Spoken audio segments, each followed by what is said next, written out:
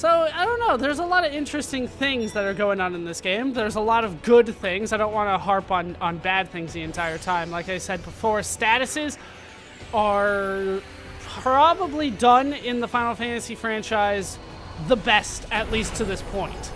I don't think there is another game that does statuses as well as this game, where every fight there was a status you could inflict that would be useful. Except towards the end with some of the boss fights where it's just, what are you going to do? Like, Penance is immune to everything because, of course, Penance is immune to everything. But I felt like as you went through the game really did count on you keeping track of statuses in a way that other games did not. At the same point, I felt like there were too many statuses. There was just too much going on. And to have Asuna, as early as I did, cure almost all of them, I felt like when it came to statuses afflicted on me, they weren't that big of a deal, except in the case of like Bad Breath where it hit everybody. But in terms of afflicting stuff on my opponent, I thought it was well done. With the breaks and all that, it's just that there were too many. And as a result, some of them I felt were pretty useless. Like, what am I going to do with Doom? Is that really going to be helping me? Most things that are susceptible to Doom are also susceptible to death, and I don't even like using death. I think this is I think this is technically a fight that you can lose against Yojimbo, but no, even if he uses Zanmato, that will kill us all. But we'll just come right back, he can't lose. And down goes Yojimbo. Like, see how much easier this is? Remember how much struggling I had? And this is beyond what I did before. I didn't have to take on Anima or Yojimbo or now the Magus Sisters before. I did that because I got them this time. But last time I had some difficulty taking out some of the higher level Aeons. Shiva and Bahamut, I remember in particular having a little bit of a difficult time defeating them. But I think even Ifrit was giving me problems. But the game has so many side quests, and they're all pushed at the end of the game. I felt that was a mistake. I liked it in some games. I think Chrono Trigger had a good balance where you're at the end of the game, now you can go do some side quests. But here, there were maybe, 2 or 3 side quests throughout the entirety of the game, and then all of a sudden you get to the Calm Lands and get the airship at the end, and do you want to take on Sin, or do you want to do these 20 side quests? It just felt like too much, and I ended up doing as many as I could at the end, and I did do all of them, to the best of my knowledge. I do have to say that after like Final Fantasy IX proved me wrong. To the best of my knowledge, I've done everything in the game, but I felt like I kind of did them all at the end, and that was partly by my choice. I make no mistake about that. That was my choice. But at the same point, I beat the game without it, and a lot of them weren't available until the end of the game was possible. And you can see how incredibly overpowered I am. I didn't get touched that entire sequence.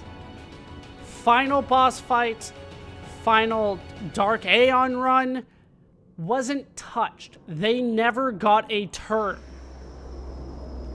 That's how completely overpowered I am compared to where I was before.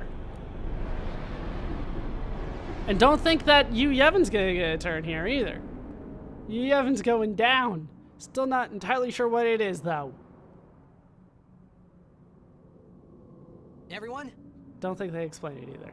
This is the last time we fight together. Okay? Huh? Of all the What things, I'm trying to say is, this is what confuses them.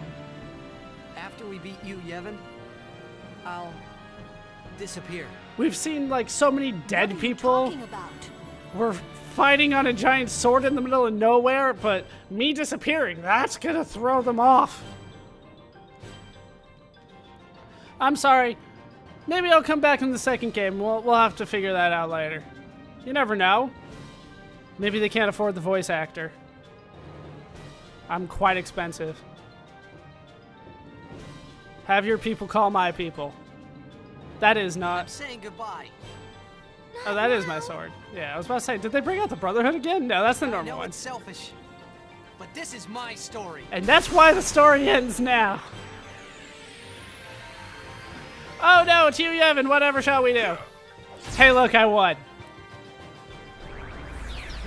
No, the tick dies. The tick of doom. This tick has sucked Spira long enough.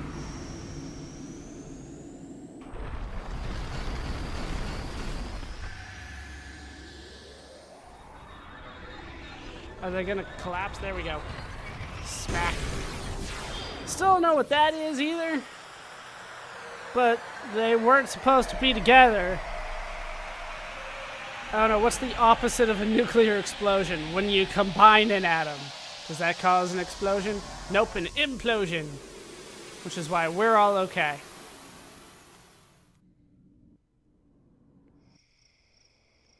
We did it! I don't know why they save. Like, I won, that's it. There's nothing more. But we can go back to Besaid. We can see what the Oryx are up to. Not that I care about any of them. You were the worst, Dado. Oh my god, they were so much better than you. Hey, Keepa. Keep working on that shot. Turned out it was pretty good at the end. They all do clap in rhythm.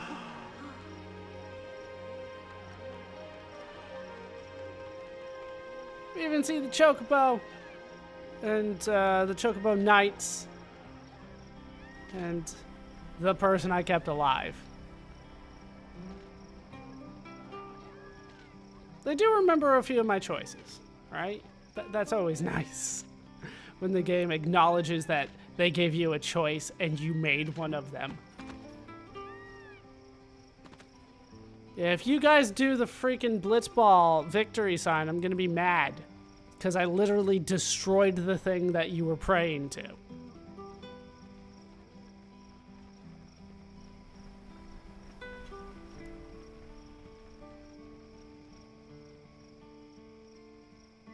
How you doing, Machin? You got a story for... He doesn't have a story for me. Don't you dare! You dick! I literally destroyed that thing! Gonna have to let these people know what the real score is. Because they are not up to speed. I literally went out of my way, destroyed so many things. And they're still praying to it. But yeah, I feel like the game didn't necessarily do the best job explaining, I guess, the spiritual side of the game. And the spiritual side has been in the forefront of the game this whole time. And we were just kind of told to accept it throughout. And I'm going to say that was a little difficult. Because they didn't bother explaining it. Why were there statues that were praying? What was that?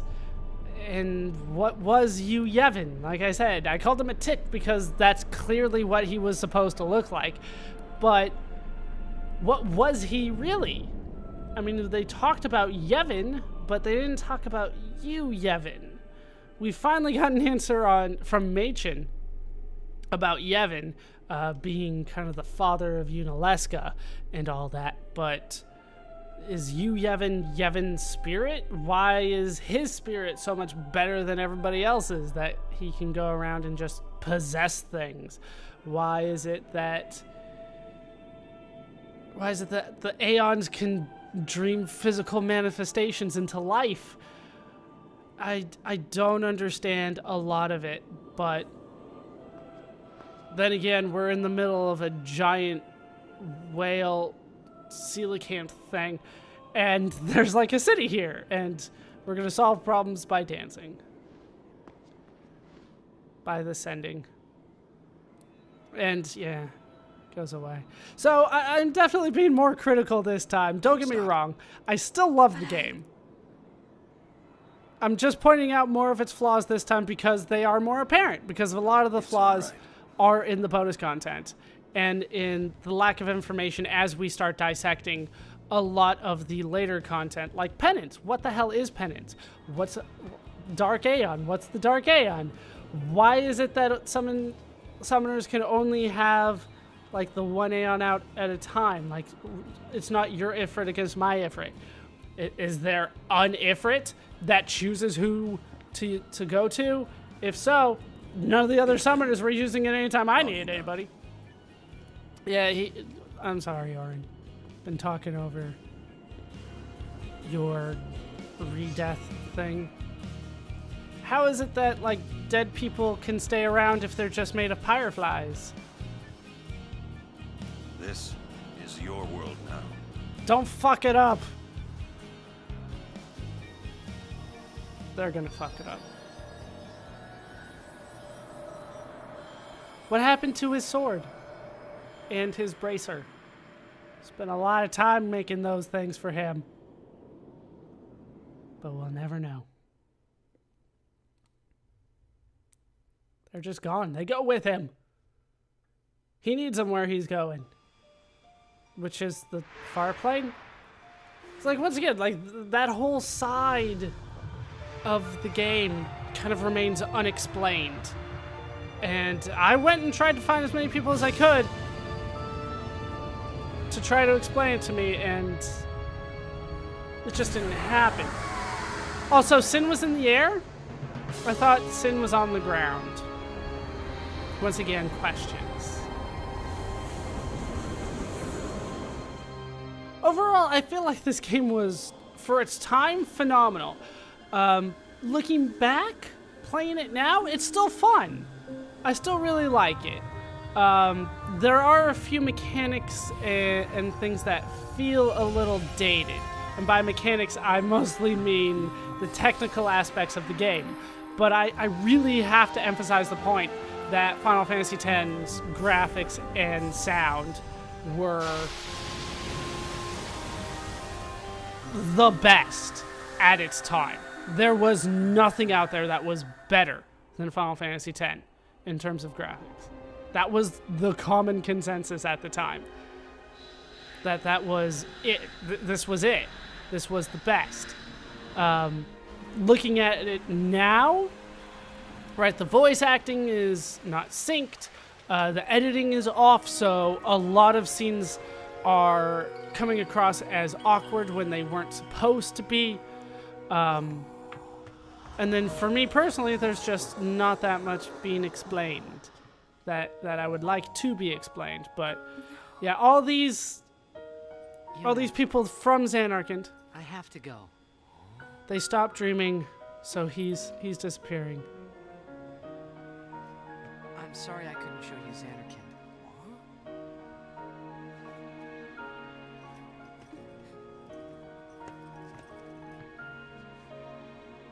Goodbye.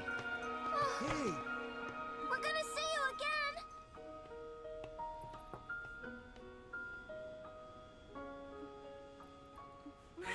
Yuna!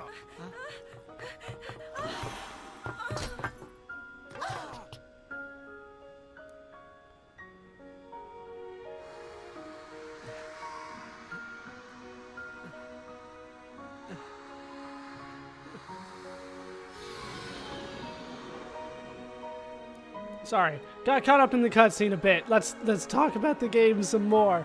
Like I said, I felt like it was really good. There were some issues with it that I had, a lot of them very minor. In terms of the battle system, though, like I said, I feel like that's amongst the best that I've ever played, if not the best battle system that I've played. When it comes to turn-based RPGs, this is, the example that I want. Buffs, debuffs, knowing who gets their turn and when, all the time in the world to figure out when I actually want to do my turn.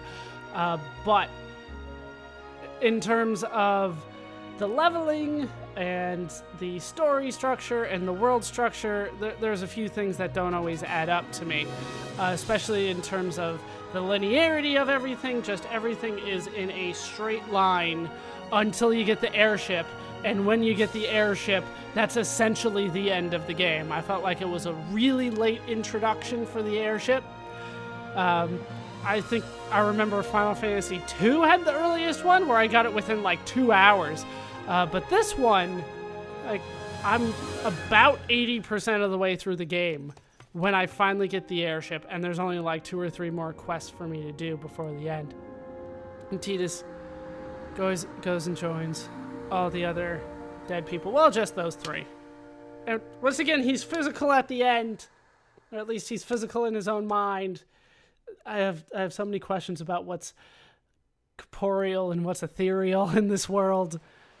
Why is it that dead people can like just hang around if they want to, but not most people? Just like these 30 people, or however many it is.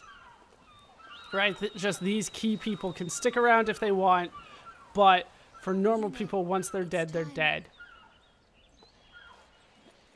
Unless they get ascending unless they do the sending and then they turn into fiends. So now, are people still going to do sendings? Or are there just going to be a ton of fiends running around? Or now that you defeated Sin, are there no more fiends at all? This game left a lot of open questions, and don't get me wrong, I know the answers. Everyone has lost something precious. They're in Final Fantasy X too. Everyone Well, here some of them has lost homes, dreams, and friends. This was really popular. I feel like I should point that out. To be honest, Now, though, Sin is finally dead. Yuna might be one of my Now, least favorite characters in the Spira game. is ours again. And I felt like they did push how great she is kind of throughout it. And she Working together, ultimately is the main character of the game. now we can make new homes for ourselves and new dreams. Tidus may be the protagonist, but Although it's I know Yuna's story. the journey will be hard. We have lots of time. We follow Tidus, but Tidus is following Together, Yuna. We will rebuild Spira.